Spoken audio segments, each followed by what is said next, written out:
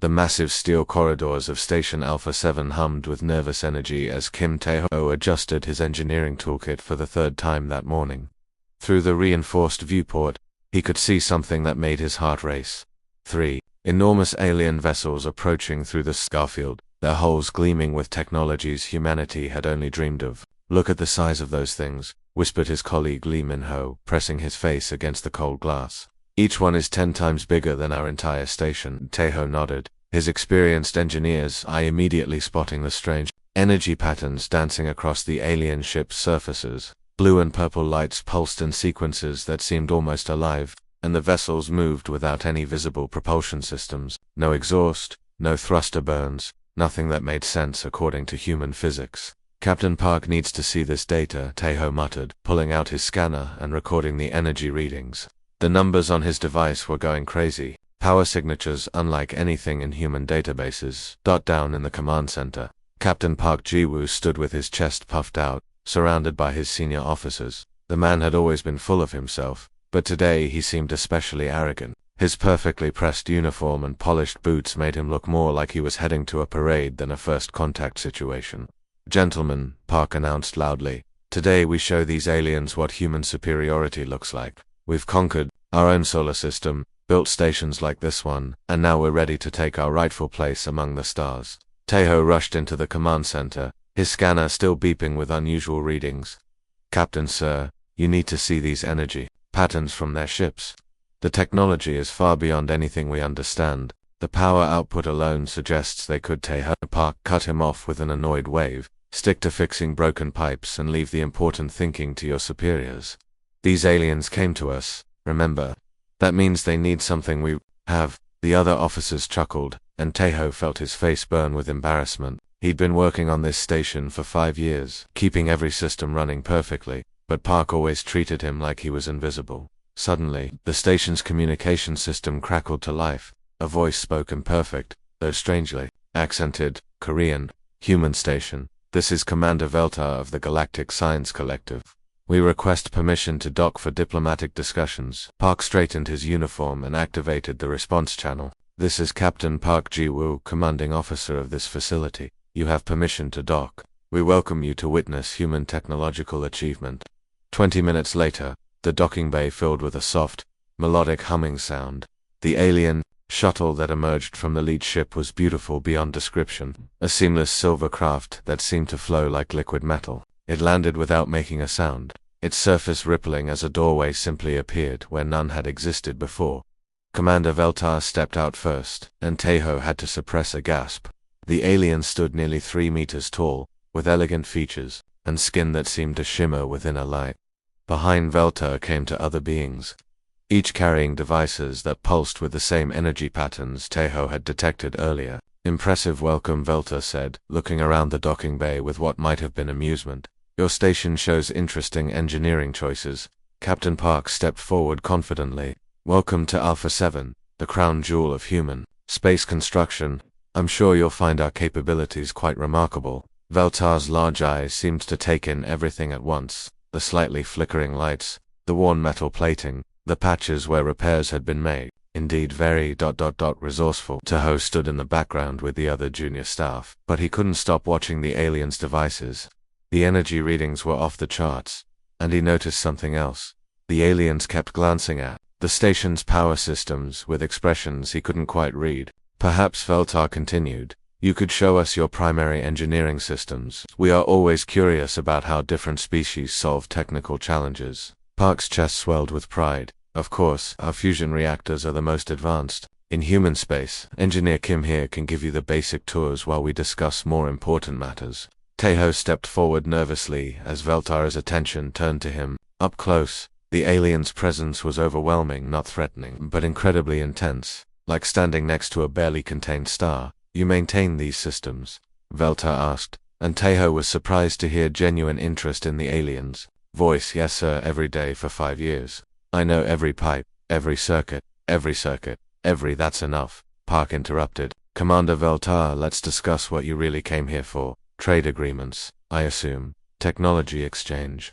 Veltar's expression became unreadable as he looked between Park and Tae-ho. "Indeed, Captain, we shall see what humanity truly has to offer. The conference room aboard Station Alpha 7 had never felt so tense. Commander Veltar sat across from Captain Park, while two other alien delegates flanked their leader.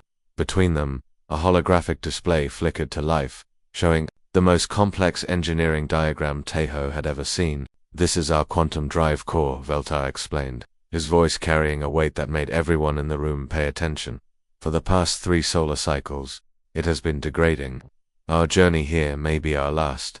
The hologram rotated slowly, revealing intricate patterns of energy conduits and crystalline structures that seemed to twist through dimensions Tejo couldn't even name. Streams of data flowed alongside the image, showing power fluctuations and system failures that painted a picture of catastrophic breakdown. Captain Park leaned forward, trying to look knowledgeable. "While quantum technology is certainly advanced, I'm sure our best minds could take a look at your quantum things there." Veltar's companion, a sleeker alien with silver markings along her arms, spoke for the first time. "Captain, do you understand what you are looking at? This drive system allows our ships to fold space-time itself. When it fails completely, our vessels will be stranded in the void between stars." Of course, Park nodded quickly, though his confused expression betrayed him. "Space folding, yes, very impressive. Now, what exactly do you need from us?" The third alien, who introduced himself as Engineer Kethvan, stepped forward. His movements were precise, mechanical almost, and Tejo noticed cybernetic implants along his skull. "We have visited 47 worlds, Captain Park. We have consulted with the greatest minds of 12 different species, the crystalline mathematicians of Vega Prime, the quantum architects of the Andromeda Collective, even the ancient machine builders of the core worlds." Veltar's eyes seemed to glow brighter. "All have failed. Every species we have encountered approaches this problem with the same logical, systematic methods. They calculate, they theorize, they model ... and they fail." Park straightened his uniform nervously. "Well, humans are very logical too. Very systematic.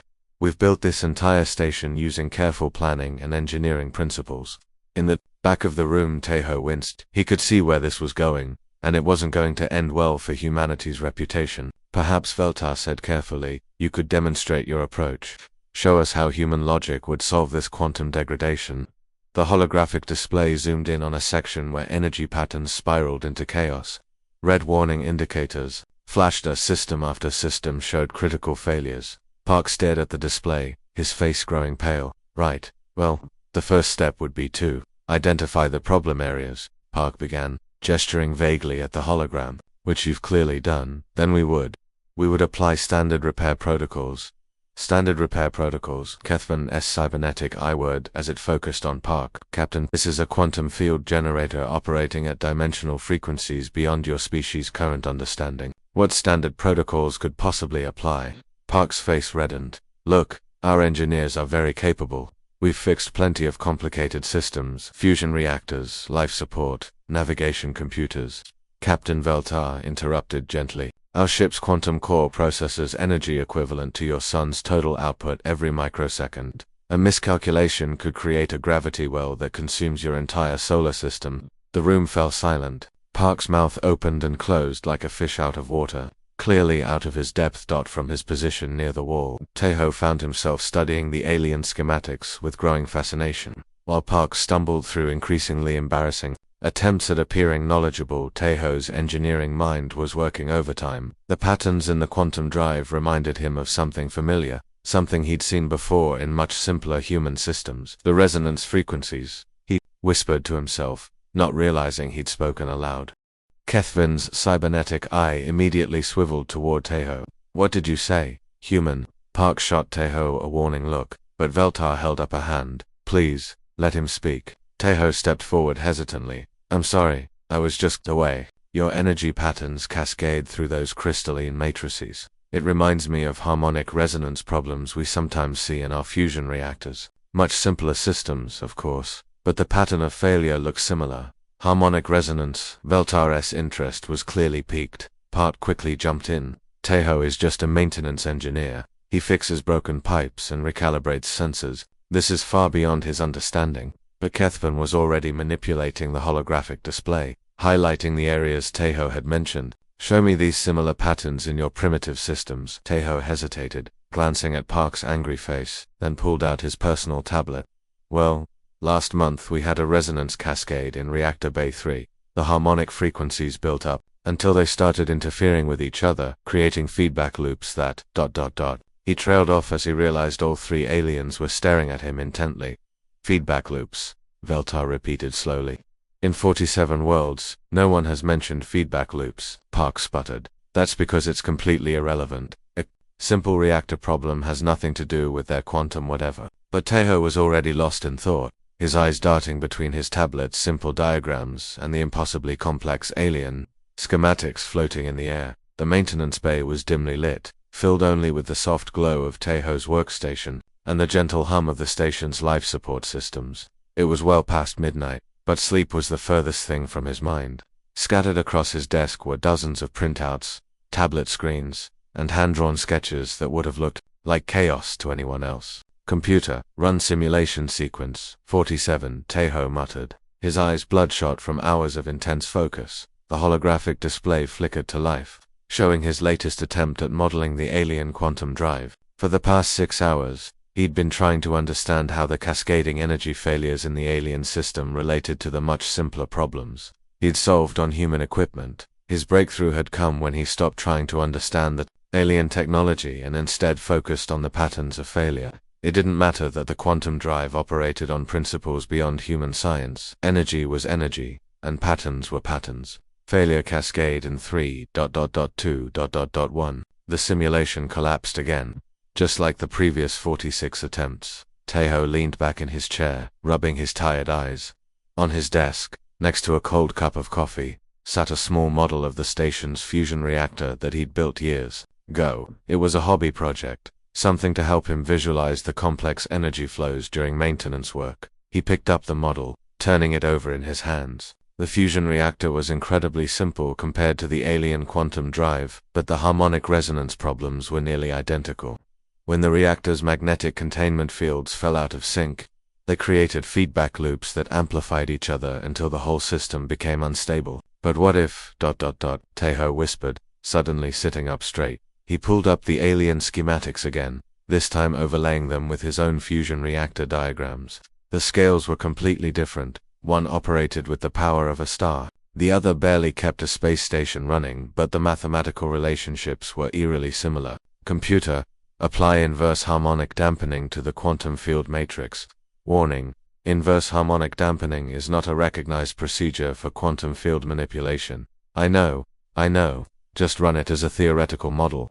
The simulation began again, but this time something different happened. Instead of trying to fix the quantum drive using advanced alien theories, Taeho had applied the same crude but effective method he used to stabilize fusion reactors. He introduced controlled interference patterns that disrupted the harmful resonance cascades. The holographic display showed the quantum drive's energy patterns slowly stabilizing. The red warning indicators began turning green one by one. Impossible, Taeho breathed, staring at the successful simulation. Behind him, the maintenance bay door hissed open. Dr. Lee Soyoung stepped in, carrying 2 cups of fresh coffee and wearing a concerned expression. Taeho, you've been in here all night. The entire engineering crew is worried about you. Soyoung was the station's chief medical officer, but she'd originally trained as an engineer before switching to medicine. She was one of the few people who understood both the technical and human sides of life on the station. Soyoung, look at this, Taeho said excitedly, gesturing at his workstation. I think I found something. She set down the coffee and studied his displays. This is the alien quantum drive, isn't it? Taeho, you know Captain Park told everyone to stay away from this. But look at the patterns. It's just like the resonance cascade we fixed in Reactor Bay 3, only scaled up by a factor of several million. Soyoung frowned, her medical training making her cautious. Taeho, this is quantum field manipulation. It's not the same as fixing a fusion reactor. That's what everyone keeps saying, Taeho replied, pulling up his simulation results. But what if the fundamental principles are the same? What if the aliens are overthinking this because they're too advanced? The simulation played out on the holographic display showing the quantum drive's energy patterns stabilizing using Taeho's simple dampening method. Soyoung's eyes widened as she watched the chaotic red indicators turn green. How many times have you run this simulation? 48 successful runs out of 50 attempts. The only failures were when I input the wrong parameters. Sat down heavily in the spare chair, staring at the display. Taeho, do you realize what this means? If this actually works, I know, but who's going to believe me? I'm just a maintenance engineer. Captain Park made that very clear today. So-young was quiet for a moment. Then she stood up and began pacing. You remember when I first came to this station, I was terrified of making mistakes, of being wrong about medical diagnoses. But you told me something that changed everything. Taeho looked up from his workstation. What did I tell you? You said that sometimes the simple answer is the right answer, even when everyone expects it to be complicated. You said that's how you approach engineering problems. Find the simple solution hiding behind all the complex theories. She stopped pacing and looked directly at him. This is your simple solution, isn't it? Taeho nodded slowly. It sounds crazy, but yes. All those advanced alien civilizations failed because they tried to solve it using quantum physics and dimensional mathematics. But maybe the solution isn't about understanding quantum mechanics. Maybe it's about understanding patterns. You have to present this to Commander Veltar. Park will never allow it. He already embarrassed himself once today. If I go over his head and I'm wrong, my career on this station is over. So-young pulled up the simulation results again, studying the clean energy patterns and stable quantum field readings. And if you're right and you don't speak up, those aliens die in the void between stars. How will you live with that? Taeho stared at his workstation, at the dozens of hours of calculations and simulations that had led to this moment. The solution was so simple, so elegantly human in its approach, that he almost couldn't believe it would work. Besides, Soy added with a small smile, someone once told me that being wrong is just another way of learning, and being right, well, that's how you change the galaxy. The alien command ship's interior was unlike anything Taeho had ever imagined. Walls seemed to pulse with living light, and the floor beneath his feet felt warm and responsive, as if the entire vessel was somehow alive. Commander Veltar led him through corridors that curved in impossible ways, defying human understanding of geometry. Your Captain Park was not pleased when we requested you specifically, Veltar noted, his tall form gliding effortlessly through the ship's passages. Taeho clutched his toolkit nervously. He thinks I'm overstepping my position. Maybe he's right. We shall see, Veltar replied, stopping before a massive circular door that Iris opened at their approach. The quantum drive chamber took Taeho's breath away. The room was enormous, dominated by a crystalline structure the size of a small building. Energy patterns danced through its translucent surfaces like captured lightning, but the beautiful display was clearly failing. Entire sections flickered, with unstable red energy, and a low, ominous humming filled the air. This is the heart of our ship, explained Kethvan, the cybernetic alien engineer. Without it, we cannot return home. Our people believe we perished weeks ago. Dozens of alien technicians worked frantically around the quantum core, their movements precise but desperate. Complex instruments projected holographic displays showing cascading system failures. The mathematical formulas floating in the air were so advanced that Taeho's human mind couldn't even begin to process them. How long do we have? Taeho asked, setting down his toolkit. Perhaps 6 of your hours before total cascade failure, Veltar replied. After that, the quantum field will collapse completely. Taeho approached the massive crystalline structure, pulling out his simple human scanner. The device looked primitive, compared to the alien technology surrounding them, but it immediately began detecting the same harmonic resonance patterns he'd identified in his simulations. Can you shut down the primary quantum field generators? He asked. Kethvan I word in confusion. Shut them down. That would leave us completely powerless. No life support, no artificial gravity, nothing. I know it sounds dangerous, but I need to isolate the resonance cascade. Right now, all your field generators are feeding energy into the harmonic feedback loop, making the problem worse. The alien technicians exchanged worried glances. Veltar studied Taeho's face carefully, then gave a subtle nod to Kethvan. Do as he says. The ship's lights dimmed as the primary quantum generators powered down. The beautiful energy patterns within the crystalline core faded to a barely visible glow. Emergency lighting bathed everything in a pale blue radiance, and Taeho felt his stomach lurch as the artificial gravity fluctuated. Now comes the hard part, Taeho muttered, opening his toolkit. What he pulled out shocked the assembled aliens. Instead of advanced quantum manipulation devices, Taeho extracted a collection of simple electromagnetic field generators, the same tools he used to calibrate fusion reactor containment fields. You cannot be serious, Kethvan said, his mechanical Components worry with agitation. Those primitive devices will be destroyed instantly by quantum field energies.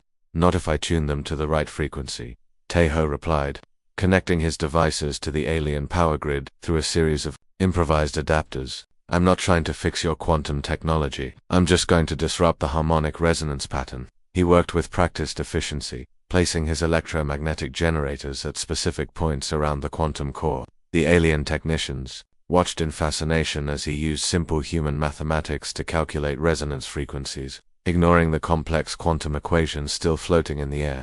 Bringing field generators online, Taeho announced that his devices hummed to life, creating subtle electromagnetic fields that began interfering with the quantum core's chaotic energy patterns. At first, nothing seemed to happen. Then, slowly, the red warning indicators on the alien displays began to shift. Impossible, whispered one of the alien technicians. The cascade frequencies are stabilizing.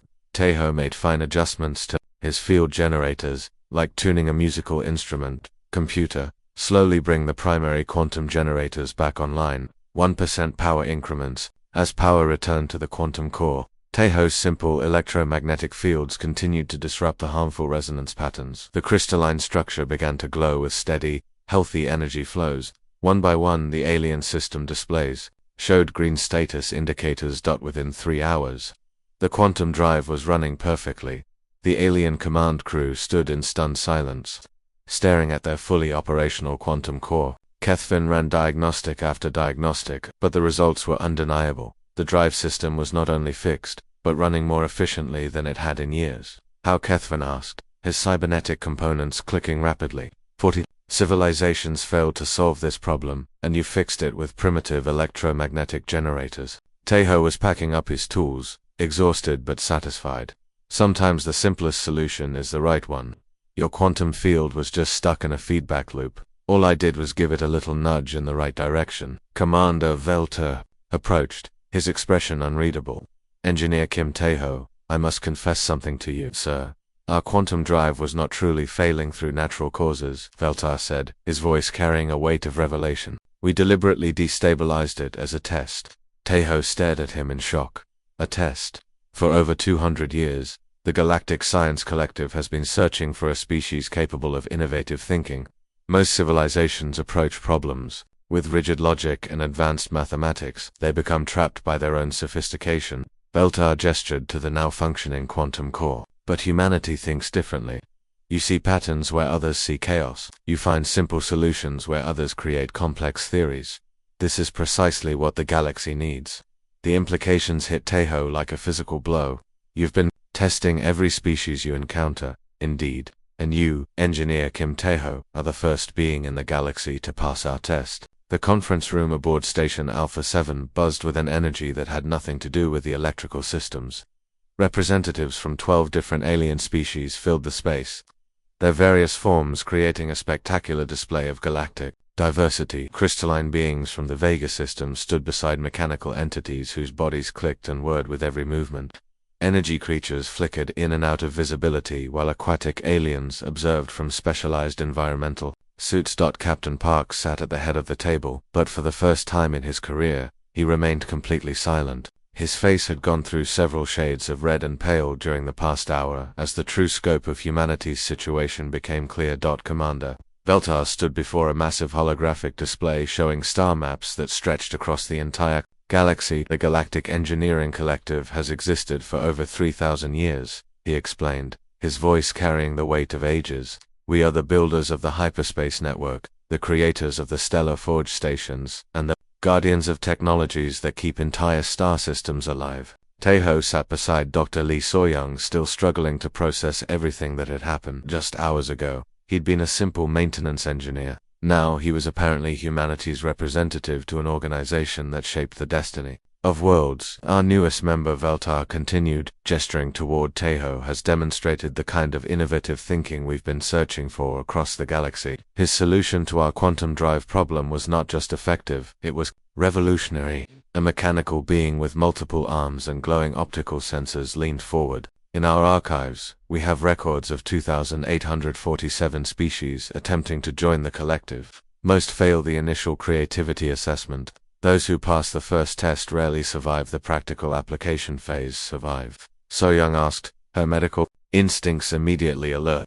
Not physical survival, Velta assured her quickly. Intellectual survival. The pressure of working with technologies beyond their understanding causes most species to retreat into rigid, fearful thinking. They become paralyzed by the complexity. Another alien, this one resembling a giant flowering plant with bioluminescent petals, spoke in a voice like rustling leaves. The Zephyrians of the Outer Rim possessed mathematics that could predict stellar evolution across millions of years. But when faced with a simple mechanical problem, they spent 3 months calculating impossibilities instead of trying a basic solution. Kethvan, the cybernetic engineer, projected a holographic timeline. The pattern weavers of Andromeda could manipulate matter at the molecular level, yet they failed to recognize that their quantum stabilization problem needed a destabilization solution. They added complexity where simplicity was required. Tejo found his voice. So all those species you mentioned, the crystalline mathematicians, the quantum architects, they all failed the same test. Precisely, Veltar nodded. Advanced civilizations often become trapped by their own expertise. They forget that the universe operates on elegant principles, not just complex equations. Park finally spoke, his voice strained. What exactly are you offering humanity? The crystalline being from Vega chimed melodiously. Full membership in the Galactic Engineering Collective. Access to technologies that will advance your species by thousands of years. Hyperspace travel, matter conversion, planetary engineering, all of this becomes available to you. But more importantly, added the mechanical entity, you become part of the galaxy's greatest challenges.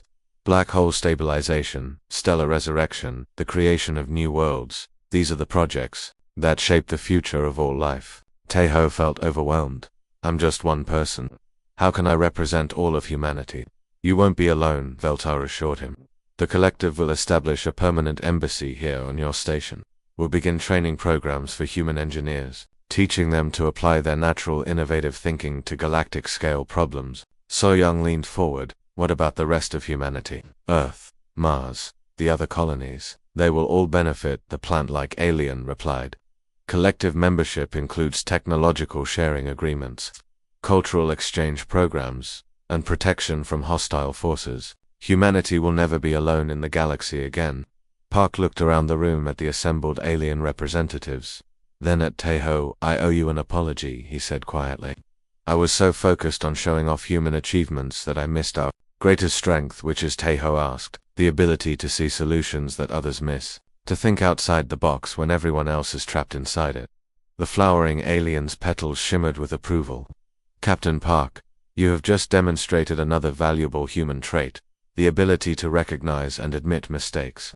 This is rarer than you might think among galactic civilizations. Over the following weeks, Station Alpha 7 transformed into humanity's first galactic embassy. Construction crews of various alien species worked alongside human engineers, building facilities that would have been impossible to imagine just months before. The station's simple fusion reactors were supplemented by quantum power cores that could run for centuries without maintenance. Tejo found himself leading teams of human engineers through training programs that challenged everything they thought they knew about physics and engineering.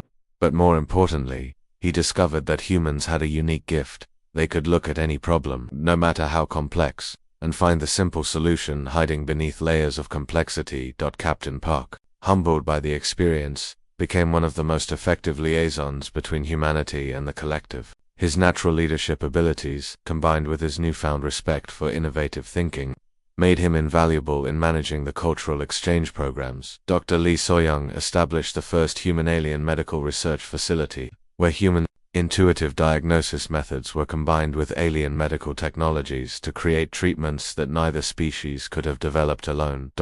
As Tejo stood in the station's observation deck, watching alien vessels arrive and depart daily, he reflected on how much had changed. The stars no longer seemed distant and unreachable. They were destinations, populated by friends and colleagues who valued humanity not for their advanced technology, but for their ability to think differently. The galaxy was vast, filled with wonders and challenges that would take centuries to explore, but humanity would face those challenges not as isolated primitives, but as valued members of a community that spanned the stars. The future had never looked brighter. The end.